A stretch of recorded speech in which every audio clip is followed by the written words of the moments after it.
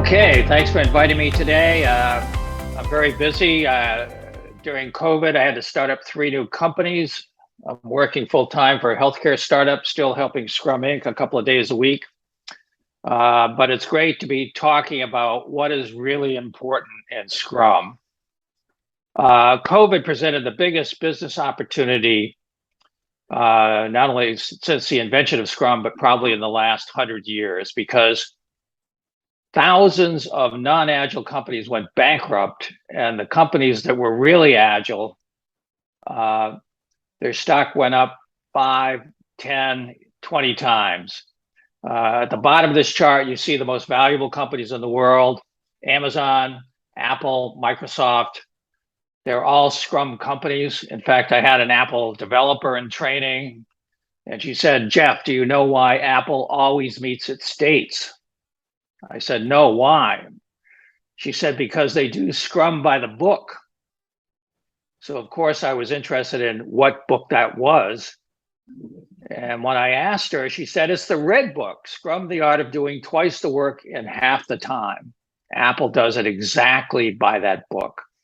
But you'll notice that those companies only went up about 100%.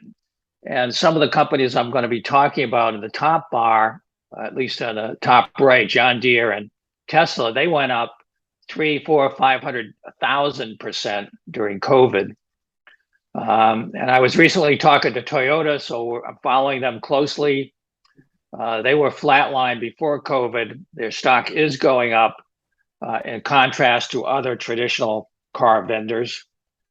So let's talk about what makes organizations successful. And today, technology is moving so fast. It's the speed of innovation that drives success. So Tesla delivers more than 20 hardware, software innovations on the cars rolling down the assembly line every week. And a former senior Ford employee said Ford used to do one a year. So Tesla is 1,000 times faster than the traditional vendors. And that's why the value of the company is 4 times the value of Toyota. And the profitability per car is 3 or 4 times traditional automobile vendors. John Deere, who I'm going to talk more about, during COVID delivered 15 times as much farm machinery with 10 times as many features. The stock price went up more than Amazon during COVID.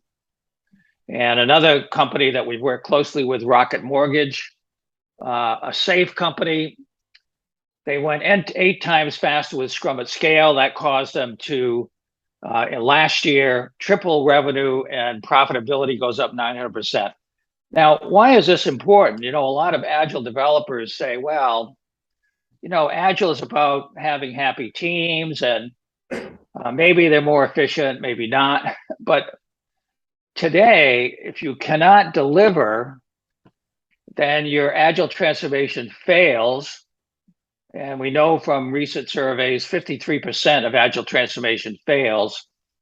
And the MIT Sloan Management Review wrote a short piece on how 67% of the failures go out of business. They go into bankruptcy or they're acquired by another company.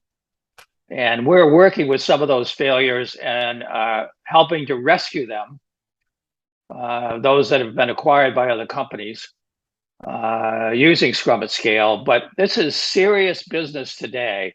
If you cannot get an organization to deliver using Agile, then that organization has a high probability of going out of business. And then all of the Agile developers are on the street without a job. So the core of Scrum is to enable people to have better jobs, better life, better companies, better organizations. And without delivery, it's impossible. So not only do 53% of Agile transformations fail, but we've known for many years through the Standish Group data that 58% of Agile teams are late, over budget, and unhappy customers. And this came to a head back in 2016 when a senior executive vice president from one of the largest companies in Tokyo flew to Boston and met with me, and he said, Jeff, the Scrum in Japan is not effective. The training is not effective. Our company is owned 20% by Toyota. We are going to be the trainers for Toyota. And we need Scrum that works, Scrum that actually delivers. And what he called that was the true Scrum, the Scrum that met the vision of Takeuchi Tanaka, who wrote the first paper describing Scrum. And from their point of view, they were looking at lean hardware companies. The best teams in lean hardware companies look to them like rugby teams, working so closely together. And so they called this type of working together Scrum project management. And he says, I want that original Scrum that you implemented in 1993, based on Takeuchi Tanaka's vision. And not only that, we are ready to put up significant amounts of money to form a joint venture in Tokyo called Scrumming Japan. And we worked with them for a couple of years to do that, developing a completely new way of training. And now they use that training at Toyota City, training both the research groups and the IT groups. So what we found was to satisfy the Japanese requirements for actual delivery, we started with the Scrum Guide and the 3 roles, the 5 events, the 3 artifacts.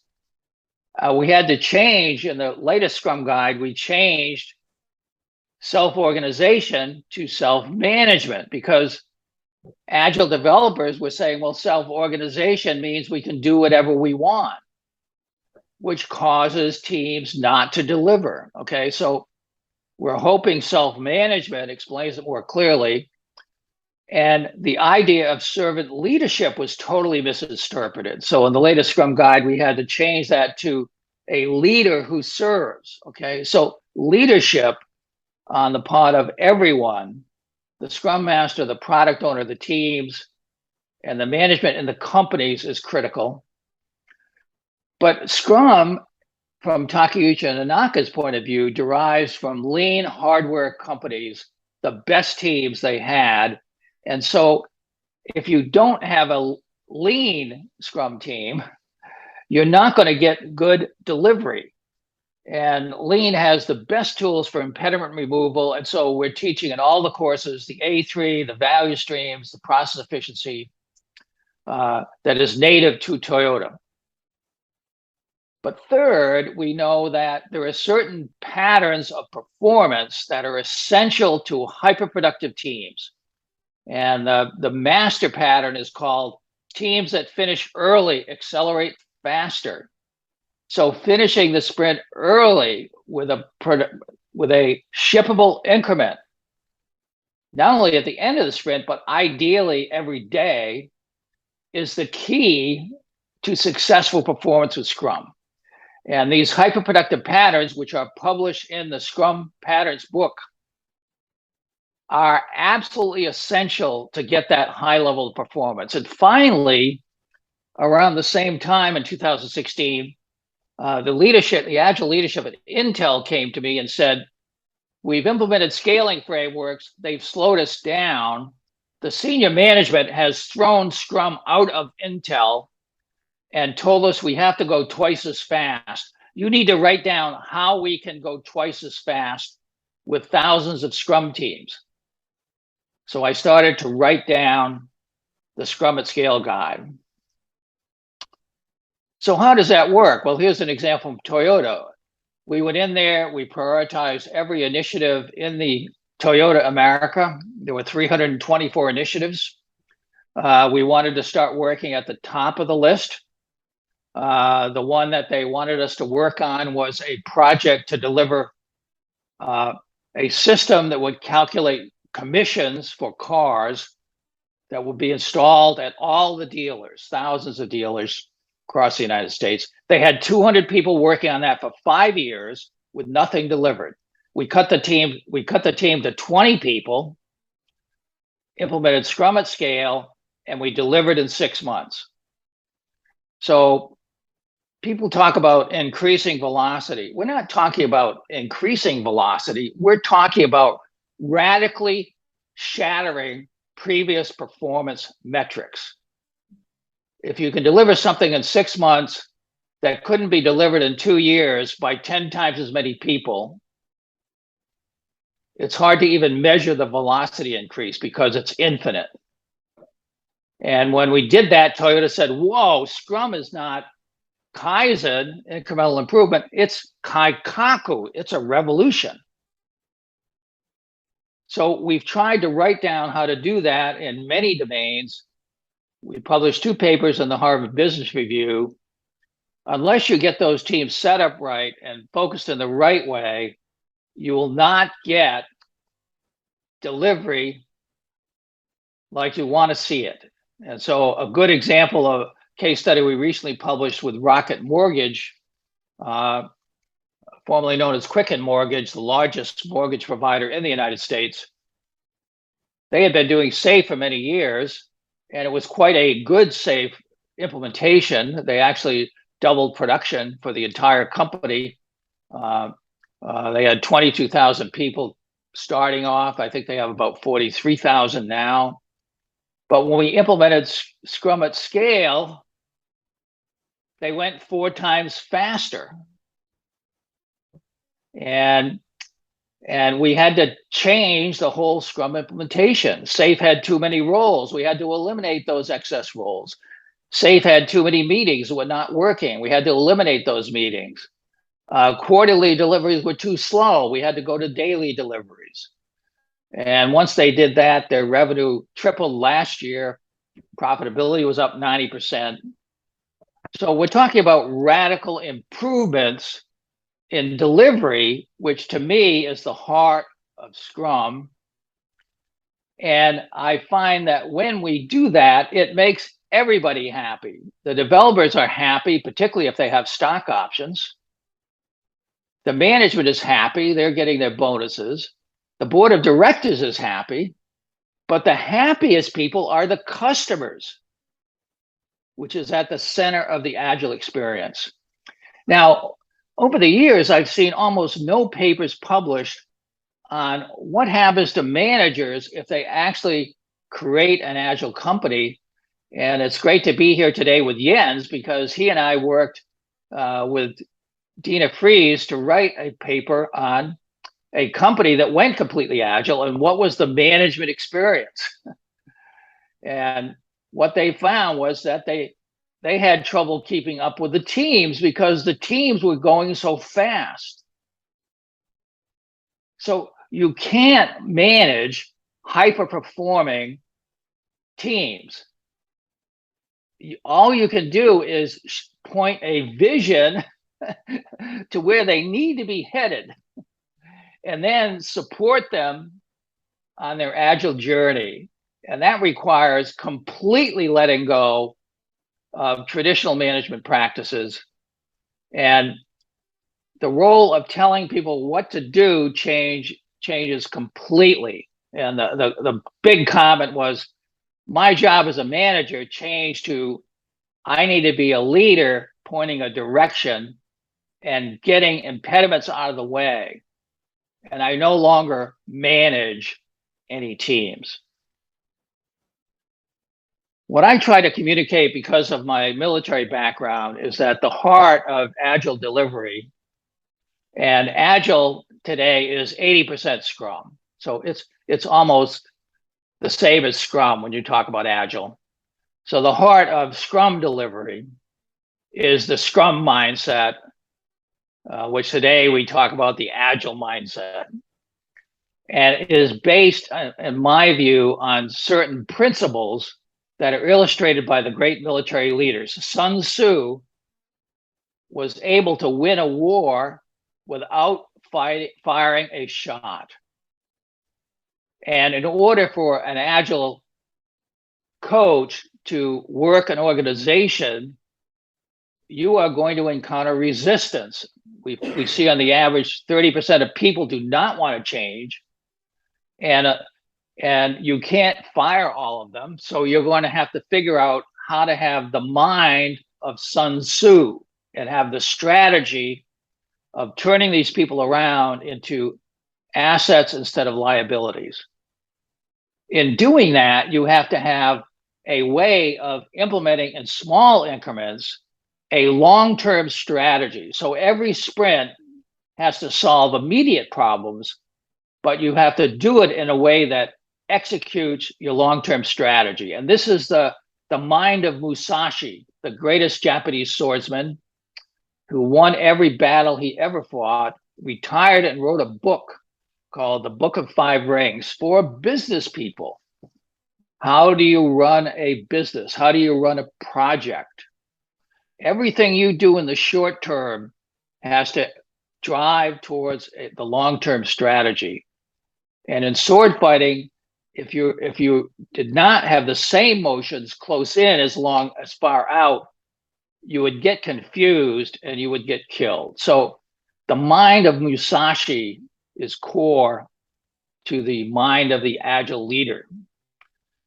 Third, the most famous person that I studied at West Point was General von Clausewitz in his book on war. And what he pointed out in that book is that whenever you engage, bad things happen. There's a lot of smoke and dust. People get killed. There's a lot of rumors floating around. People get demoralized. You don't know who to believe. And agile leadership requires cutting through the fog of war and driving towards the positive outcome. And I remember when we worked at 3M, they said at 3M we're famous for the two-finger salute. If anything goes wrong, they did it. Okay, so the agile leader has to cut through that nonsense and drive to the target. And the person that says how to do that is the person that set the entire strategy for the Air Force and the Marines and taught at the war colleges, John Boyd, the world's greatest fighter pilot. And what he taught was the OODA loop, the observe, orient, decide, act. And I want to show you what he means by that by going to the Shaolin Kung Fu Center.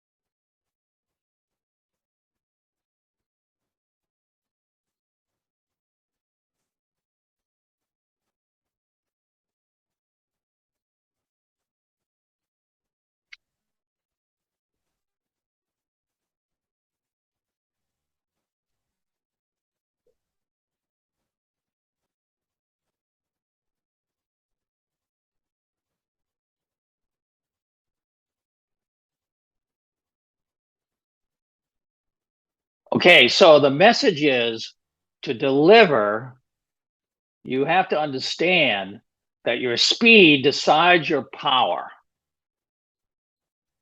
Anything in the way has to be eliminated. You must hit at the right moment to release the power. And there is a right way to do this. It requires constant practice, constant discipline. And as the Kung Fu master said, you will do it. Come on, let's do it. And that will change the world. And so here's what we did at John Deere. We went in there. They'd been doing SAFe for 10 years. We implemented Scrum at scale. Boom, it changed the world, okay? Because it did the right thing at the right time. And we focused initially on supply chain management. And by increasing the velocity of improvements in supply chain by 10 times, they were able to deliver 15 times more farm equipment. And the stock price went up faster than Amazon, okay? So this is what I hope for all of you, is that in the teams that you work with and the organizations you work with, you're able to communicate clearly that your speed is your power. And you must deliver it exactly the right way to unleash that power. And that requires a lot of practice and discipline, but you can do it. And we've done it over and over with companies. And I have one of my proteges here, Avi Schneier, who's at your meeting. He's going to be doing Scrum at Scale training. And he's going to face-to-face try to describe this. He is a Tai Chi master himself. So he really understands the agile mindset. Okay, Jens, sorry, I went 3 minutes over, but close. It's okay, Jeff. It's always very interesting to hear you speak, and it's the power of the speed you can deliver increments will make you go faster, just because you don't have to revisit it again. I think it's amazing. So I'm just going to see if we have a few questions. Anybody have a question for Jeff? Okay. What would you say is one of the best ways to begin practicing with a brand new team where no one's really familiar with Scrum? What's some of the best ways to do Scrum? Okay, so the question is, Jeff, what's the best way to get started with a brand new team where everybody is new to Scrum? Okay, so what we have a way to do this. Avi Schneier will talk about it, but basically you want to start with a small set of teams. You want to get them trained properly with the 4 pieces of the training that I talked about. And then you want to boot up those teams with a coach who can enable them to focus, enable them to deliver. And you want to see those 6 to 9 teams go 300 or 400% faster before you start booting up any other teams. I remember when we went to the biggest division of 3M, they had over 500 teams. It actually took us 3 years because we did 6 teams at a time, and about every 6 weeks, we could get up 6 teams 300% faster. Then we bring on the next set. So by the time we were done, all 500 teams are going over 300 times faster. And the management was complaining that they weren't over 400%, right? Which is good, because that's what you should be able to get if you really do this right. Okay, do we have one more question for somebody else? Okay. There was a mention that 30% of people don't tend to change. Obviously, you know that that's this problem to convert people from the traditional model to that. What techniques do we apply to influence change? So the question, Jeff, is the last question now. There are some people who resist to change. You said 34%, I think. What ways do we have to overcome the resistance from people who doesn't want to change? Okay, so Scrum gamifies project management. So if you have a Scrum team, it's like a sports team, a football team. And so when a player is not playing well, and particularly if they're carrying the ball in the wrong direction towards the other team's goal, what do you do with that player? You have to bench them, right? Then the coach has to talk with them. And only when that person is committed to actually carry the ball down the field in the right direction and pass the ball to his other teammates will you let that person back on the field. Now you can take that to another level. What they did at Rocket Mortgage, they said, particularly the Scrum Masters and the product owners, the Scrum Masters have to improve performance of teams. That's their job. Any Scrum Master that can't do that was moved to another job. The product owners need to improve revenue per point of delivery of the teams. Any product owner that couldn't do that was moved to another job in the company. You can't have people in jobs they're not good at. You have to move them out into another area where they can make a contribution. And it needs to be done aggressively by leadership who understands what needs to happen to be successful.